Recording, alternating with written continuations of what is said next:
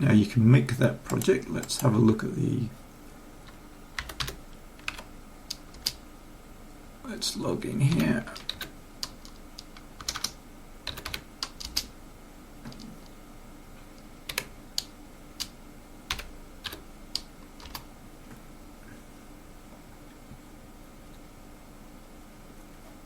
Now we can take a quick look at the make file if you like.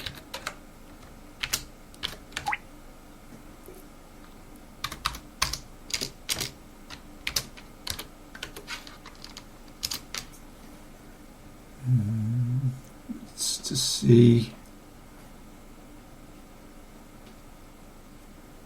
anything interesting here. Well, we've got our C++ compiler. I'm using AVR G++, which is really available on most platforms. Debian is just an apt-get install away, and there's AVR copy and dump, which we can. Which I like. You can see what the generated source is, generated object code is. What else? I have a function called install_x. Let's see what that does.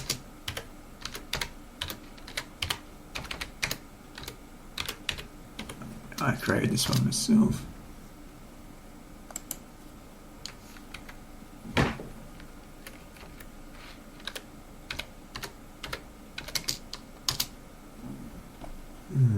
So it basically uses AVR dude.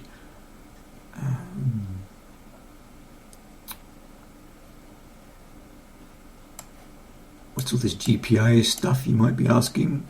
Well, this is actually because I program let's do this mess using it's because I program my Tinys using a Raspberry Pi.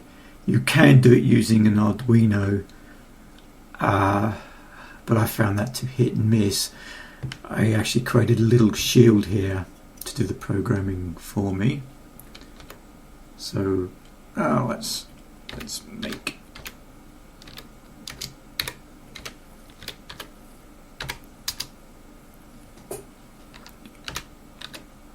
clear the project, and you can see a variety of files.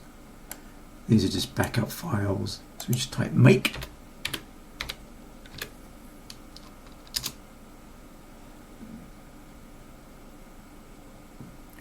Right, now I need my chip, which I'm going to program.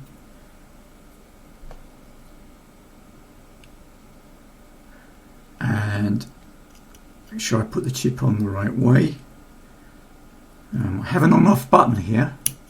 Very useful because, you know, like a dummy, I sometimes get the chip the wrong way round and it starts to heat up rapidly and you can't get it out quickly in time, so I just flick the switch off. Okay, let's upload it.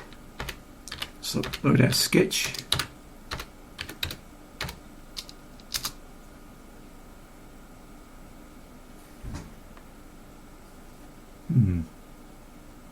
Okay, let's take this out and let's plug it in and make sure I get this the right way.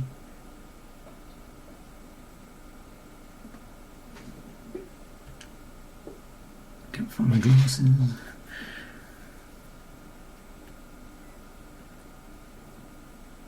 Right, let's power it on.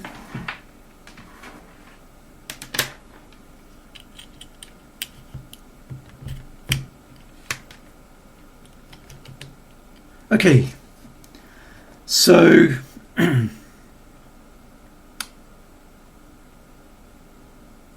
can see I'm using my Arduino to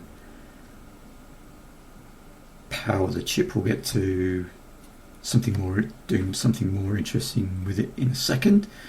So let's have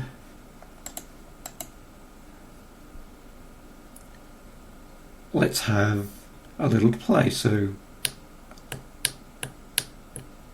press the buttons down and up.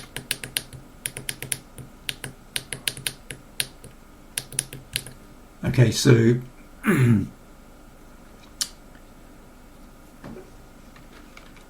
nothing particularly noteworthy there. The question is, does it work? Well, let's find out.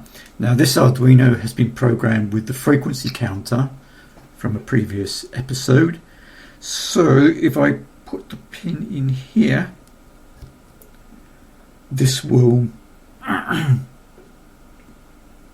I can find out how many clicks I've made. And what am I doing here? Right, let's put this in the yellow pin. Sorry, I'm going to look at the yellow pin.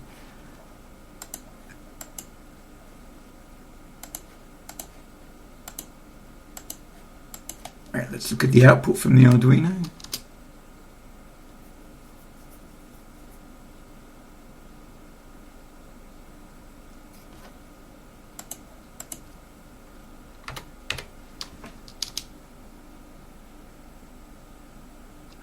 Okay, so I'm going to press the yellow button 5 times and we'll see that we should get 5 clicks. So here we go.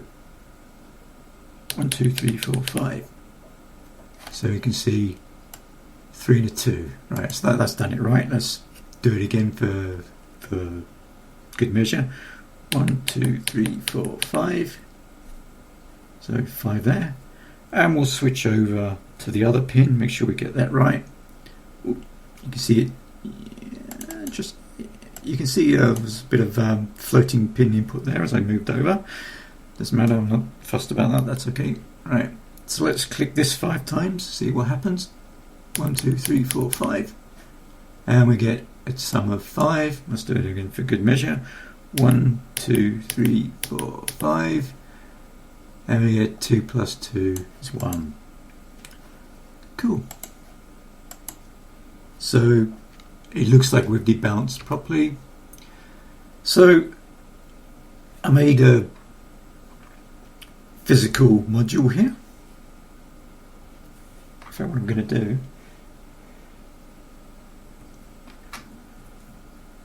is pull this out.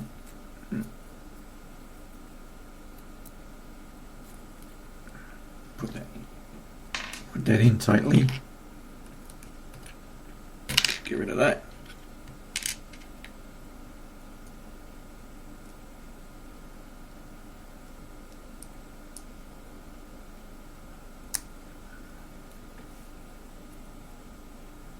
Ooh. So here we are, just 2 buttons here.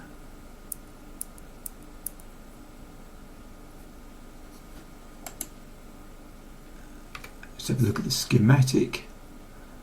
Well, it's pretty much as before. We've got a left and right button, and that outputs to those 2 pins, and we have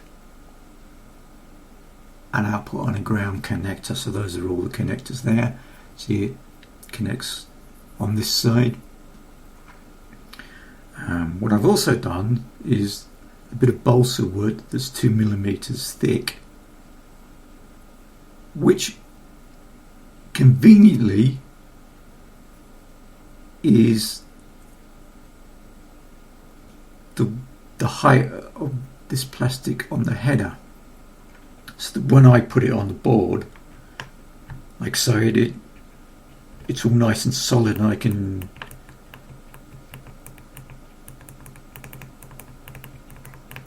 click away merrily. So we'll see that in action if you like. So, okay.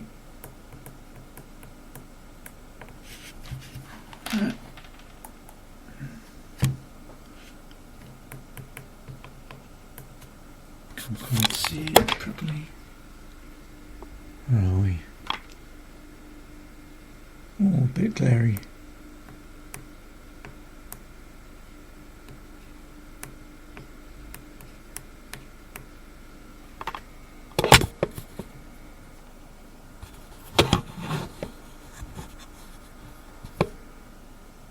And that's that then.